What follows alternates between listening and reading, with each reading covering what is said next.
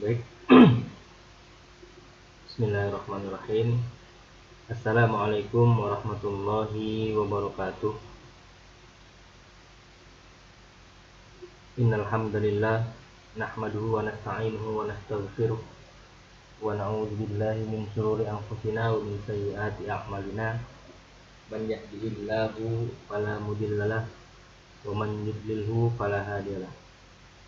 Asyhadu an la ilaha illallah wa asyhadu anna Muhammadan abduhu wa rasuluhu. Rabbi shrah li sadri wa yassir li amri wahlul 'uqdatam min lisani yafqahu qawli. Amma ba'd. Pertama-tama marilah kita panjatkan puja dan puji syukur kita kehadirat Allah Azza wa Jalla yang telah memberikan kita nikmat, bermacam-macam nikmat, beribu-ribu nikmat, sehingga terutama nikmat iman dan nikmat Islam, nikmat kesempatan, sehingga pada kesempatan kali ini kita dapat melanjutkan perkuliahan kita di mata kuliah perekonomian Indonesia. Salawat serta salam mari kita aturkan kepada junjungan alam kita, kepada Nabi besar kita, kepada Rasul kait kita, yaitu Rasulullah Nabi Muhammad Rasulullah Sallallahu Alaihi Wasallam, dengan ucapan Allahumma shalli ala Muhammad wa ala ali Muhammad. Insyaallah pada kesempatan kali ini kita akan bersama-sama membahas tentang sejarah perkembangan perekonomian Indonesia untuk pertemuan pertama kali ini. Baik, langsung saja. Latar belakang politik internasional dan dalam negeri pasca Perang Dunia Kedua. Jadi yang kita tahu, setelah Perang Dunia, yaitu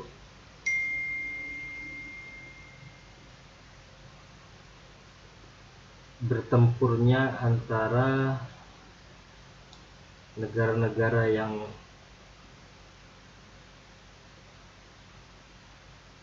kuat, yaitu negara-negara poros atau dan negara sekutu. Contohnya yang sekutu itu Uni Soviet, Amerika, dan lain sebagainya. Kemudian kalau yang poros itu seperti Jepang, Italia, Jerman, sehingga pada titik terakhir berakhirnya Perang Dunia Kedua yaitu dengan dijatuhkannya bom atom ke Hiroshima dan Nagasaki. Di situ mulai mereda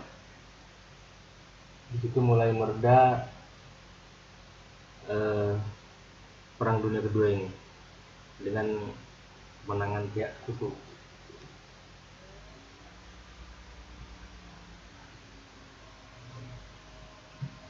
Setelah itu peta dunia semua pun berubah. Daerah-daerah kolonial yang menjadi negara baru yang berada di Asia dan Afrika yang selama ini merupakan pemasok sumber daya ekonomi Eropa itu sendiri. Kemudian Amerika juga memimpin sebagai blok barat dan Uni Soviet sebagai pemimpin blok timur, sama-sama pemenang di Perang Dunia Kedua.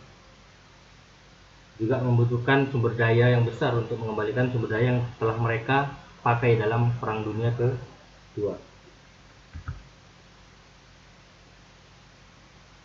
Kemudian Indonesia sendiri yang tidak secara langsung tidak ikut dalam Perang Dunia Kedua juga sebagai negara yang baru mau merdeka dan negara yang baru keluar dari kemerdekaan untuk mempertahankan kemerdekaannya. Indonesia masih sangat membutuhkan yang namanya sumber daya yang besar untuk memulai pembangunannya, khususnya di bidang ekonomi. Namun itu justru tidak mudah untuk Indonesia, karena Indonesia sendiri berada di tengah-tengah pertarungan global antara negara-negara yang pemenang dalam Perang Dunia Kedua. Kemudian konflik global tersebut kemudian sangat mempengaruhi keadaan dalam negeri Indonesia sendiri yang masih muda. Hal ini juga dilihat dari banyaknya pemberontakan yang didukung oleh blok barat maupun blok timur. Jadi di Indonesia sendiri pun kita memproklamirkan kemerdekaan kita pada 1945 sampai 1949 itu masih banyak pemberontakan. Sehingga Belanda pun juga masih belum mengakui kemerdekaan Indonesia secara sah kan gitu. Kemudian setelah proklamasi lalu apa? Isu-isu krusial dalam konferensi meja bundar 1949. Ada yang pertama kita bahas tentang isu politik. Isu politiknya apa? Pertama, Belanda bersikukuh hanya mengakui kedaulatan Republik Indonesia Serikat dan bukan Republik Indonesia. Jadi Belanda hanya mengakui Republik Indonesia Serikat yang merdeka atau yang berdaulat, bukan Republik Indonesia. Kemudian yang kedua, Belanda menolak menyerahkan New Guinea Barat atau West New Guinea, Papua New Guinea maksudnya. New Guinea Barat ke Indonesia. Kemudian yang ketiga, penolakan Belanda yaitu mengakhiri prospek hubungan yang bersahabat antara Belanda dan Indonesia sejak awal perundingan pertama. Itu dari isu politik. Kemudian apa? Ada isu ekonomi setelah di dalam konferensi meja bundar. Yang pertama, Belanda memaksakan suatu perjanjian tentang keuangan ekonomi yang akan mengamankan kepentingan bisnis Belanda dan juga penerimaan pemerintah Belanda yang bersumber dari kepentingan bisnis tersebut. Jadi Belanda seperti memberikan syarat untuk Indonesia merdeka. Jadi Belanda tetap bisa datang ke Indonesia untuk kepentingan bisnis, tidak lain dan tidak bukan untuk mengambil sumber daya alam kita yang sangat melimpah ruahnya. Kemudian yang kedua apa? Belanda juga menuntut agar pemerintah Indonesia mengambil alih semua hutang, baik hutang Hindia Belanda sebelum perang kemerdekaan maupun hutang yang diakibatkan oleh pemerintahan sipil Hindia Belanda setelah perang. Jadi di sini Belanda juga mensyaratkan Indonesia harus membayar hutang-hutang mereka kan itu. Hutang-hutang Belanda maksudnya, baik sebelum perang maupun setelah perang. Kemudian kita masuk perekonomian pada masa Orde Lama pada tahun 1951-1966. Yang pertama ada keadaan ekonomi dan keuangan pada Orde Lama ini amat sangat buruk karena memang baru-baru merdeka dan baru-baru mengalami gejolak perekonomian yang sangat tinggi yang disebabkan juga inflasi juga karena beredarnya lebih dari satu mata uang secara tidak terkendali pada saat itu. Kemudian di tahun 1958 diberlakukannya lah Undang-Undang Nomor 78 tahun 1958 tentang investasi asing. Ini pun makin parah, makin memperburuk perekonomian di tahun 1965.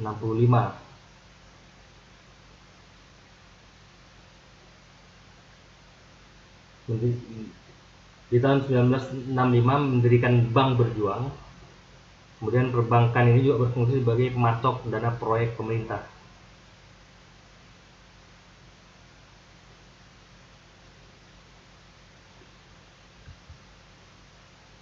Kemudian pada Orde Lama juga penurunan angkatan kerja atau pengangguran banyak 1,8 juta dari 34,5 juta.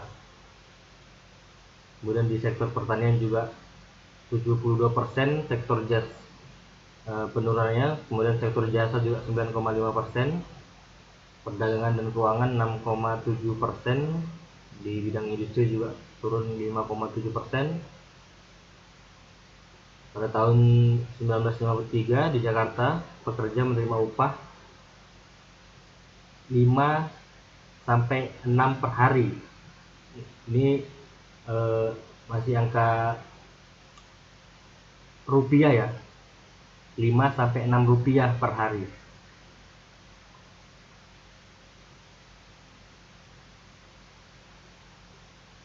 Dan ini kondisi perekonomian yang sangat terpuruk pada Orde Lama.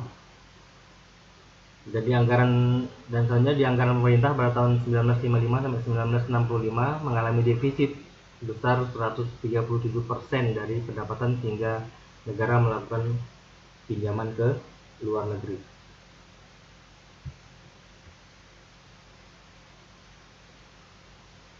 Kemudian masuk pada masa Orde Baru pada tahun 1966 sampai 1998.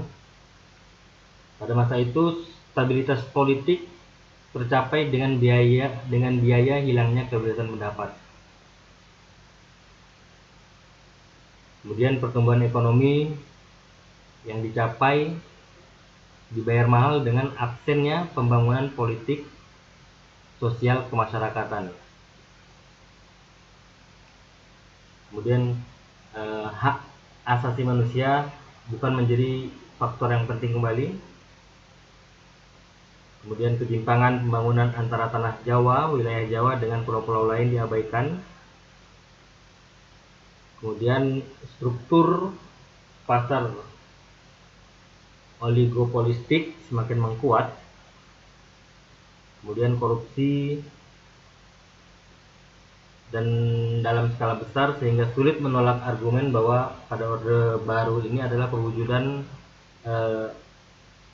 I attack Ekes Moi, itu yang artinya negara adalah saya. Jadi memang nggak bisa jadi pada Orde Baru ini semakin banyaknya para koruptor, semakin banyaknya para pengambil uang negara itu semakin banyak pada masa zaman Soeharto.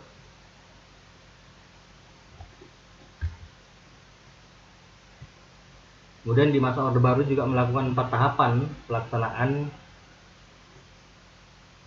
Yang pertama ada tahap penyelamatan, kemudian ada rehabilitasi, kemudian konsolidasi dan stabilisasi. Lalu adanya pemberlakuan kebijakan terhadap 3 undang-undang baru tentang perbankan, kebijakan anggaran berimbang. Kemudian di masa Orde Baru juga melakukan pembangunan jangka panjang yang biasa disingkat pelita. Ada yang pelita pertama pada tahun 1969 sampai 1974 dengan titik berat pada pemeliharaan stabilitas perekonomian dan pertumbuhan ekonomi sebesar 8,56% per tahun. Kemudian ada pelita kedua, titik berat pada pertumbuhan ekonomi sebesar 6,96% per tahun. Kemudian pelita ketiga sampai ke 5, ini titik berat pada pemerataan hasil pembangunan pertumbuhan ekonomi sebesar 6,02%, sedangkan pelita 6 sebesar 5,21%, pelita 5 sebesar 6,76% per tahun.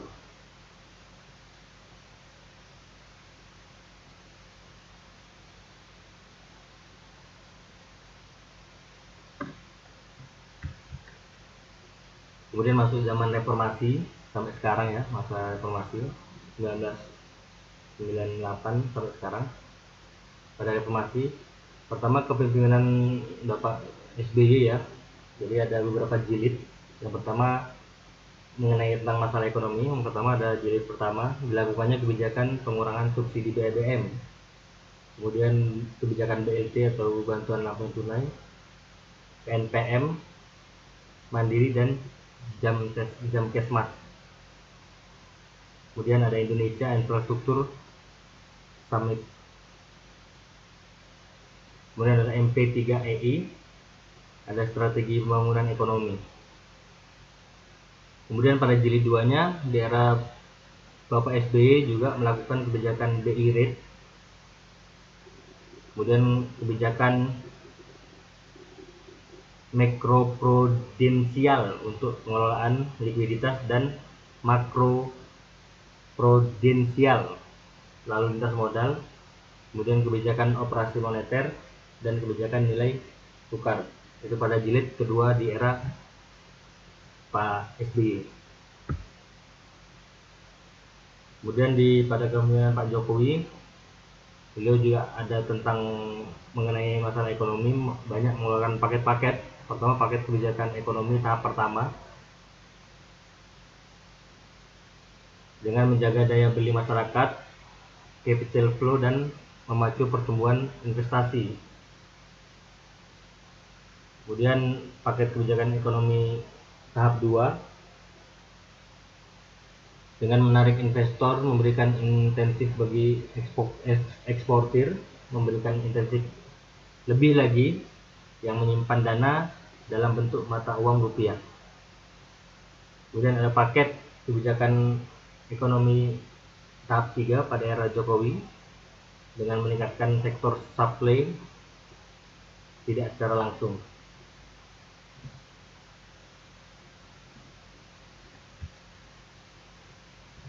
Kemudian paket yang keempat, kebijakan ekonomi di era Bapak Jokowi dengan mensejahterakan para buruh, industri kecil atau makro.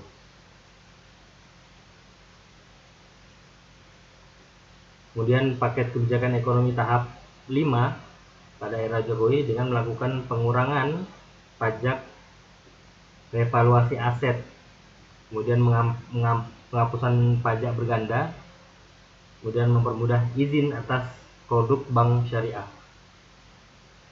Kemudian ada paket kebijakan ekonomi tahap 6 dengan melakukan insentif pajak bagi industri, perizinan penyediaan air, kemudian perizinan impor untuk industri obat.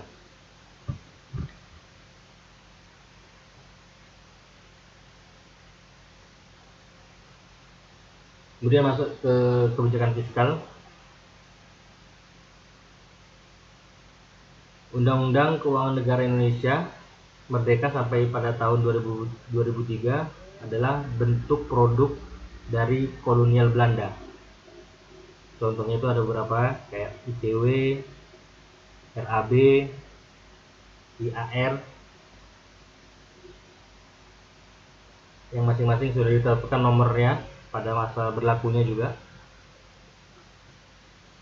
Kemudian peraturan-peraturan di atas ini disusun dan ditetapkan oleh pemerintah kolonial demi menjaga kepentingan penjajah, sehingga paradigma kolonialisme menjadi sifat berbagai peraturan tersebut. Jadi intinya ya, kebijakan fiskal ini lagi-lagi hanya diuntukkan untuk penjajahnya,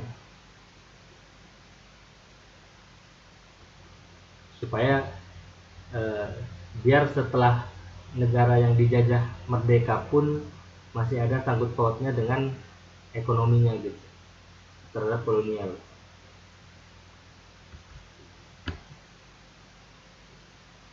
Sejak masa-masa Republik Indonesia Serikat, kabinet parlementer, demokrasi terpimpin, bahkan dalam masa Presiden Soeharto pun banyak mendapat apresiasi akibat keberhasilan pembangunannya. Tidak tampak ada upaya untuk memperbaiki kondisi ini. Salah satu akibatnya dari ketiadaan perundang-undangan tentang keuangan negara yang memadai adalah munculnya dana-dana non-budgeter. Jadi dana-dana yang tidak ada budgetnya muncul, satu persatu muncul. Inilah timbulnya para koruptor itu dari sini. Dana-dana yang tidak ada budgetnya tapi tiba-tiba ada gitu.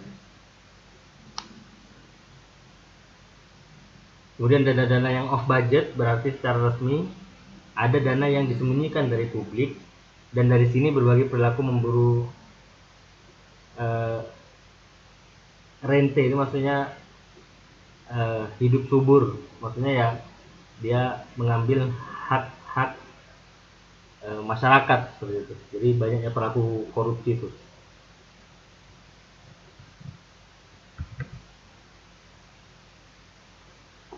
Di masa Orde Baru selalu dinyatakan bahwa pemerintahan tidak mengalami defisit.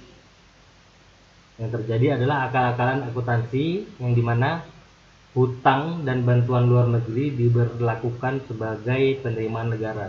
Padahal yang kita tahu, jika utang atau pinjaman luar negeri itu tidak bisa dimasukkan ke dalam pendapatan, kan seperti itu, karena kita harus mengembalikan. Jadi tidak bisa dimasukkan ke dalam pendapatan negara seperti itu. Jadi seolah-olah pendapatan negara tinggi.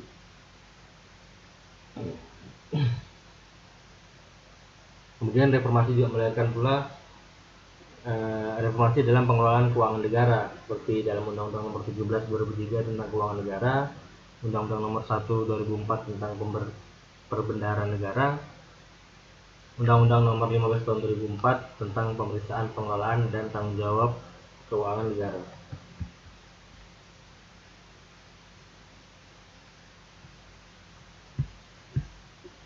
Kemudian masuk ke kebijakan moneter. Kebijakan moneter sendiri yaitu Bank Jawa yang didirikan oleh Belanda juga di masa kolonial.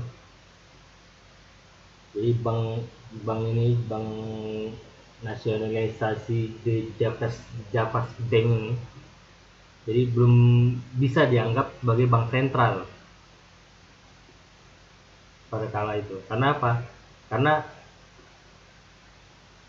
pertama, tugas bank ini dia tidak sebagai lender of the last resort, jadi sebagai pengaduan bank-bank yang kecil terhadap dananya gitu. Jadi kan kalau bank sentral ini kan jadi bank-bank kecil ini ada pengaduannya ke BI, contohnya seperti itu. Jadi ini bank ini belum menjadi bank sentral ya, karena tidak ada urusan untuk bank-bank yang kecil pada saat itu. Jadi nggak ada kaitannya dengan bank-bank kecil.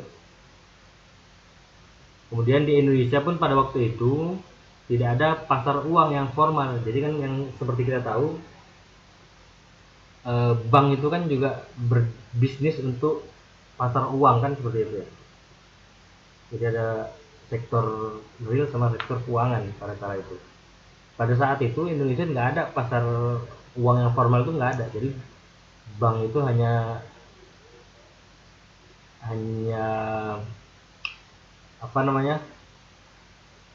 belum banyak dan belum banyak pada kala itu. Kemudian juga orang bingung bank itu fungsinya sebagai apa pada saat itu, karena yang ada satu-satunya Bank Jawa ini yang didirikan oleh kolonial ini juga memang bank sentral BI sekarang memang asal usulnya dari Javas Bank ini, tapi pada saat itu memang belum berfungsi sebagai bank sentral seperti itu. Karena Bank Jawa ini atau Javas Bank ini yang didirikan oleh Belanda ini itu lebih banyak mengelola transfer dana dari Indonesia ke Belanda ataupun sebaliknya. Jadi ya fungsinya cuma itu, supaya kolonial Belanda ini lebih mudah dia untuk transfer dari Indonesia ke Belanda ataupun Belanda ke Indonesia.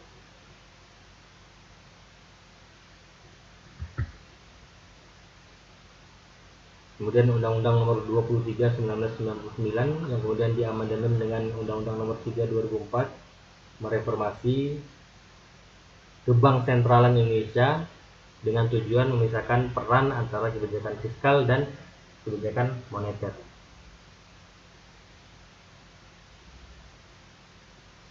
Kemudian independensi bank sentral itu menjadi penting karena adalah satu-satunya lembaga negara yang mengendalikan pasar uang. Jadi sektor moneter itu kan ya di Bank Indonesia kan gitu. Walaupun dia independen, tapi dia tetap diawasi oleh negara. Jadi masalah beredarnya uang, suku bunga dan lain sebagainya itu di bank sentral.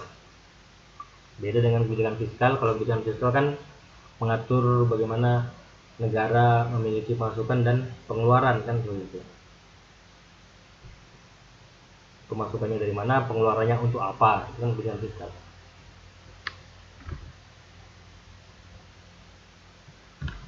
Kemudian berbeda dengan sektor real di mana gejolak di satu pasar tidak selalu dengan cepat berimbas luas ke sektor-sektor lain. Gejolak di pasar keuangan pun dapat dengan cepat merembet ke banyak sektor, bahkan melampaui batas-batas negara. Contohnya pada krisis 1997-1998 yang berawal dari Thailand, kemudian krisis keuangan 2007 yang melanda negara-negara maju. Jadi kalau sektor keuangan ini berimbas ke negara-negara lainnya sangat cepat ya. Berbeda dengan kalau sektor real.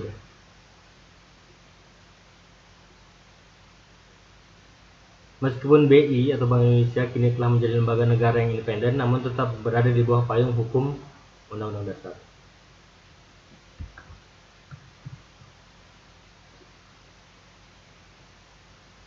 Kemudian karena itu BI atau Bank Indonesia atau Bank Sentral tetap perlu selalu merujuk pada cita-cita kemerdekaan sebagaimana yang dinyatakan dalam pembukaan Undang-Undang 45, khususnya pertama melindungi segenap bangsa Indonesia, kemudian memajukan kesejahteraan umum, kemudian mencerdaskan kehidupan bangsa. Karena memang dari sektor moneter ini harus dijaga karena kebanyakan uang beredar pun nggak boleh, terlalu sedikit pun nggak boleh kan seperti itu. Jadi kalau kebanyakan uang beredar, otomatis tingkat konsumsi dan lain sebagainya meningkat. Jadi perlu dikontrol peredaran uang yang beredar di masyarakat. Kemudian justru dengan independensinya Bank BI memiliki kekuatan dan keleluasaan besar untuk aktif dan mewujudkan amanat konstitusi. Salah satunya dengan gerakan non tunai. Sekarang kan lebih sering orang bertransaksi dengan kalau di bank itu QRIS itu ya. QRIS. Jadi sekarang zaman ini mulai kembali seperti dulu nih. Jadi dulu memang memang cashless ya, memang betul-betul nggak ada uang. Tapi sekarang nih orang disuruh cashless karena mengurangi uang secara fisik di dompet seperti itu. Jadi ada yang namanya kartu debit atau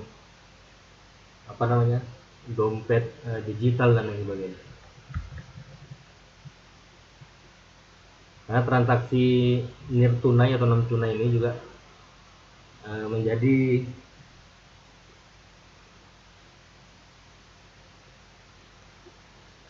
penting untuk di masa yang akan datang, karena pertama transaksi uang tunai ini tidak selalu tercatat.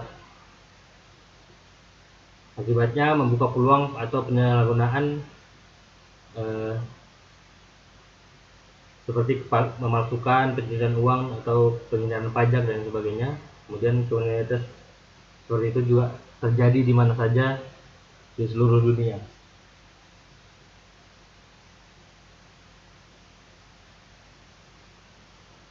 Selain itu, BI juga tengah mengembangkan gerbang pembayaran nasional. yaitu national yang biasa disebut National Payment Gateway.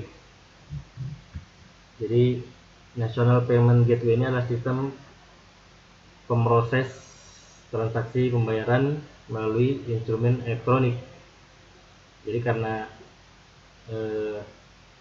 sifatnya elektronik ini agak mudah-mudah gampang dilacakkan gitu. Jadi harus ada sistemnya juga untuk melacakkan transaksi pembayaran melalui elektronik. Karena dengan sistem ini masyarakat dapat bertransaksi non tunai di dalam negeri dari bank manapun dan dengan instrumen dan saluran apapun. Tujuannya apa? Tujuannya untuk memperbaiki efisiensi infrastruktur sistem pembayaran. Kemudian juga mengurangi resiko pengelolaan keamanan data transaksi. Kemudian agar pemrosesan debit domestik dilakukan sepenuhnya di Indonesia. Jadi intinya kita nggak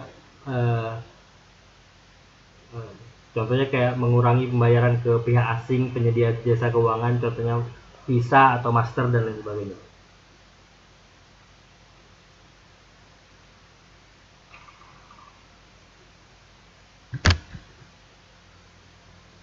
Alhamdulillah, mungkin ini saja yang bisa saya sampaikan. Kurang lebihnya mohon maaf apabila banyak kekurangan. Kepada Allah saya mohon ampun. Jika ada pertanyaan, jika ada diskusi, kita lanjutkan di WhatsApp grup. Syukran. Inilah wal afu minkum. Maafkan kalau banyak kekurangan. Assalamualaikum warahmatullahi wabarakatuh.